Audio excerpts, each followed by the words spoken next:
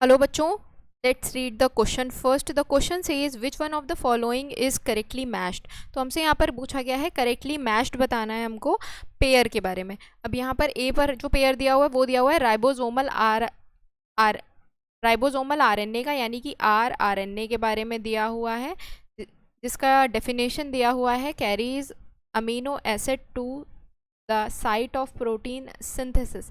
तो बच्चों ये गलत हो जाएगा।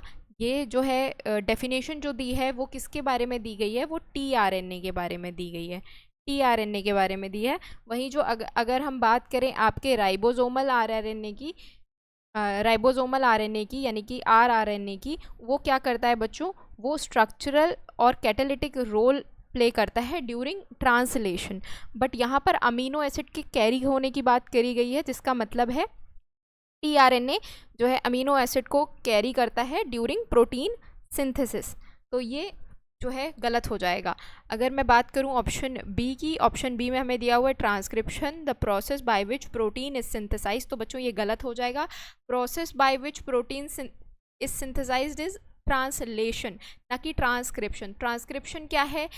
ट्रांसक्रिप्शन है डीएनए से क्या बनना, एमआरएनए बनना, एमआरएनए बनना। तो ये गलत हो जाएगा। यहाँ ट्रांसलेशन दिया हुआ है सी में। सी में ट्रांसलेशन का मतलब है process by which mRNA carries the information from the nucleus to the ribosome. तो ये गलत दिया हुआ है बच्चों। ट्रांसलेशन क्या होता है? ट्रांसलेशन जो होता है वो एमआरएनए से प्रोटीन का बनना होता है, प्रोटीन का बनना होता है। और यहाँ क्या दिया हुआ है?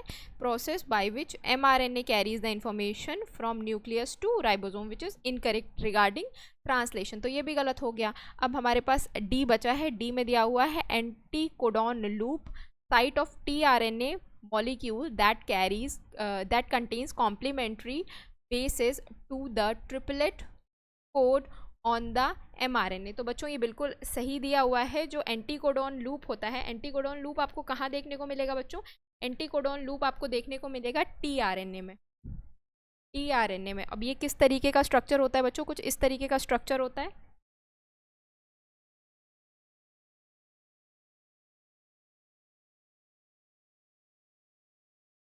ये कुछ इस तरीके का स्ट्रक्चर होता है। ये एंटीकोडॉन लूप होता है। यहाँ पर आपका क्या अटैच होता है? अमीनो एसिड अटैच होता है। ये अमीनो एसिड की जगह है।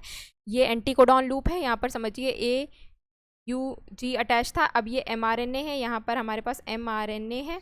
ये 3 प्राइम एंड है और ये 5 प्राइम एंड है। अब ये जाके इसमें कोडॉन्स होते हैं एमआरएनए में, उससे अटैच होगा। तो ये किससे अटैच हो जाएगा? GAC से, GAC से अटैच हो जाएगा। तो ये एंटीकोडॉन लूप होता है।